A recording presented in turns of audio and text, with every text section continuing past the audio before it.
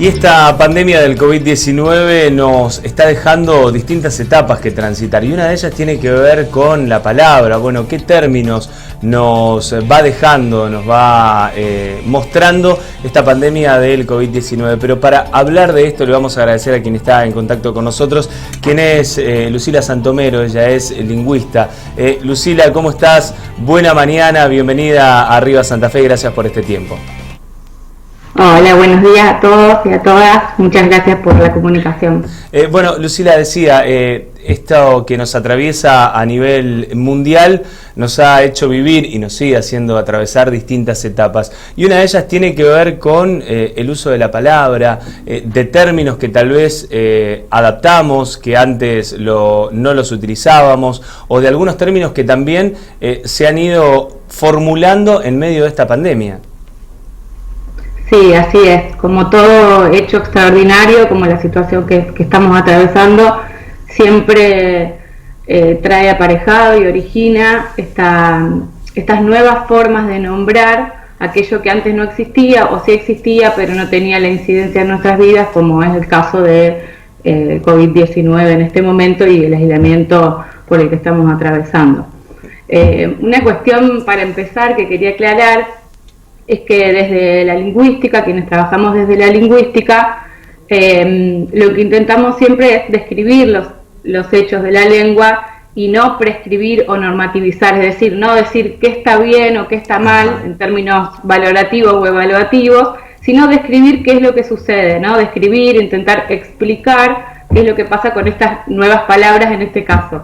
Bien, estoy pensando en dos generaciones, la generación de los abuelos, la generación de los adultos mayores, que han tenido que adaptarse tal vez a términos, a palabras que antes no conocían su significado, y estoy pensando en los más chicos, en quienes están en edad escolar, cómo puede llegar a cambiar la llegada de la pandemia, tal vez de nuevos términos, el aprendizaje. Sí, la inclusión de nuevos términos, si bien las palabras que hoy podemos ahora mencionar a continuación pueden ser nuevas, neologismos los llamamos, esas palabras que se crean, novedosas, pero los procesos de formación de esas palabras no son novedosos, digamos que existieron desde que existen las lenguas, desde que existen los seres humanos. Entonces, por ejemplo, hace muchos siglos, alrededor de 1400, por ejemplo, cuando se creó la imprenta, todo lo que eso trajo aparejado, no solo por la materialidad para la difusión de la palabra escrita, también estuvo acompañado ese proceso por la inclusión de términos. Podemos hacer la comparación con lo que sucede hoy en día, estas palabras que se forman por distintos procesos, como les contaba, que pueden ser, por ejemplo, procesos de composición, por ejemplo, a partir de dos palabras ya existentes con significado independiente, se crea una palabra nueva. Como para ir charlando de lo que sucede hoy en día, una de esas palabras,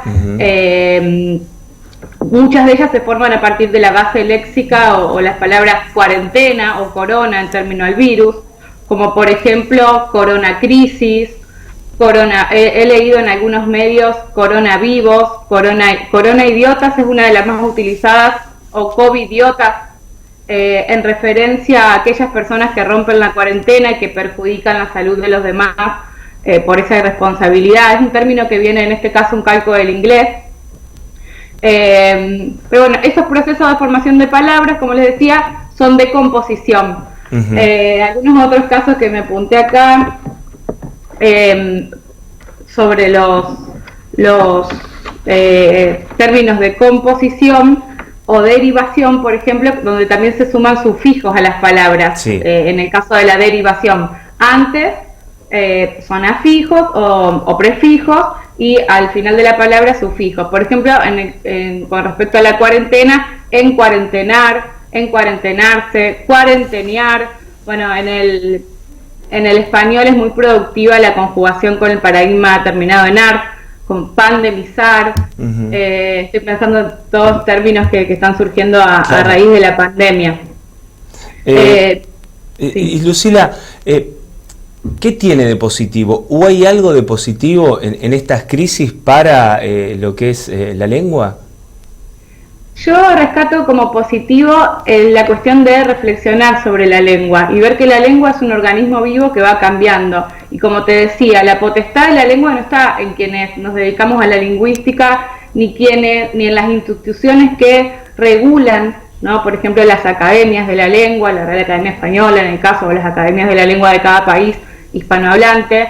No está ahí, sino que lo que viene a mostrar este tipo de fenómenos es que están los hablantes, la potestad y la posibilidad de modificar la lengua, ¿no? Entonces, bueno, creo que esa es una de las cuestiones a rescatar para analizar este tipo de fenómenos. Y esto muestra también la capacidad de adaptarnos, ¿no?, a nuevas terminologías, a ser tal vez expertos en términos que antes no utilizábamos, como por ejemplo, se habla del coronavirus, que podría decirse que es el nombre comercial, pero el específico es COVID-19 y lo tratamos como que si fuera una palabra que utilizábamos ya hacía muchísimo tiempo. Sí, totalmente, porque los cambios, no solamente que eso también es un fenómeno interesante para analizar desde perspectivas sociolingüísticas, por ejemplo, la dinámica de los intercambios que vivimos hoy en día no es la misma que una pandemia hace muchos años atrás, justamente por las herramientas tecnológicas que tenemos hoy a mano. Esta dinámica de los intercambios que te menciono hace que esos cambios tengan un impacto mucho mayor y mucho más vertiginoso que en otros momentos de la historia. Así que bueno, y lo vemos, porque justamente hay varios proyectos muy interesantes en Argentina, como desde la Universidad del 3 de Febrero y la Universidad del General Sarmiento, que se dedican específicamente a relevar el léxico nuevo que ingresa, por ejemplo, o sea, donde lo que podemos tener registro escrito, ya sea lo que son las redes sociales, pero también todos los medios gráficos, los diarios, las revistas, las plataformas, los títulos de los videos de YouTube. Y lo interesante de estos proyectos que se están dedicando a esto actualmente tiene que ver justamente con relevar la frecuencia de uso de esos conceptos nuevos y también con volcar, por ejemplo, en el caso de UNTREF, ellos están haciendo hace tiempo ya un diccionario latinoamericano del español, del uso del español, en donde, porque la lexicografía, que es la disciplina que se encarga de hacer los diccionarios, ni hablar el diccionario de la Real Academia Española, atraviesa procesos muy lentos. Esos procesos no van de la mano con las expectativas de los hablantes que ya están usando esos términos. ¿Se entiende? Sí. Entonces, este proyecto, este diccionario, que es una especie de Wikipedia, porque todos podemos colaborar siguiendo determinadas reglas, los invito a que participen, porque está muy interesante.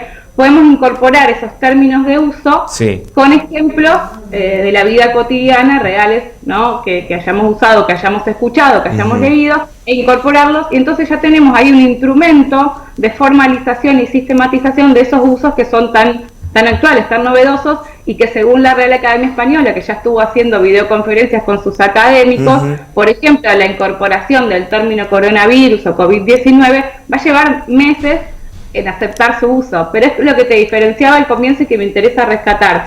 Una cosa es describir desde la lingüística, desde la rama que sea de la lingüística, describir lo que sucede con la lengua, ¿no?, caracterizar estos fenómenos, y otra cosa es la normativa, prescribir los usos, que tiene que ver con controlar los usos y mantener una pretendida unidad de la lengua, ¿no?, y que no salga de eso quienes controlan a la lengua. Bueno, son temas muy interesantes que me parece que está buenísimo que surjan a partir de estos nuevos términos en uso. Sí, y que además también sirven como herramientas para plantearse en la educación, una vez que atravesemos todo esto.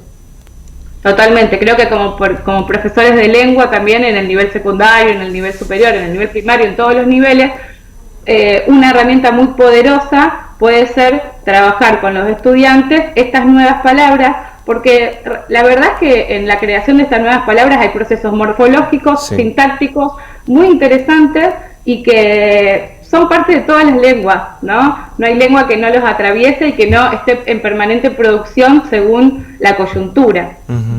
Después que la academia o las academias o la lexicografía releve esos términos paralelamente o simultáneamente es algo muy difícil. Por eso les contaba de este proyecto de UNTREF, que me parece muy interesante porque va algo más rápido, porque es algo colaborativo, que es lo que el funcionamiento del resto de los diccionarios, que tardan 20 años en hacerse un diccionario. O sea, imagínense que de acá a 20 años espero que no estemos hablando del COVID-19. Esperemos. Pero Esto es, hablando mal y pronto, un sacudón, ¿no?, a la estructura. ¿A la estructura de la lengua? Sí.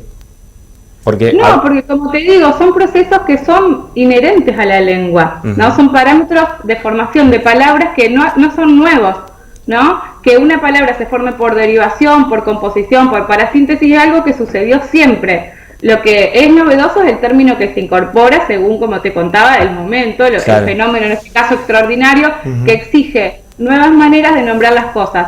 El proyecto de la Universidad de General Sarmiento, que está relevando estos neologismos, como les contaba, son dos proyectos diferentes, los dos muy interesantes, el del diccionario y el del relevamiento de los neologismos, identifica distintos neologismos. Por ejemplo, dice que hay mucho de lúdico, mucho de juego en la creación de estos neologismos, como por ejemplo esto del corona crisis, o bueno, está también una cuestión más política con el bolsovirus en Brasil, por ejemplo, el maquivirus, bueno, todas cuestiones que también hay reacciones políticas, pero también hay reacciones afectivas, como el aplausazo, ese sufijo azo que por lo general marca como la magnitud de un evento. En este caso no se refiere a eso, sino que implica la repetición, esto de aplaudir todos los días a la misma hora al personal de salud. Bueno, todos esos términos son neologismos que se están creando. Pero como te digo, que tienen una impronta quizás en algunos casos más emotiva, en otras más lúdica y en otras una impronta más política.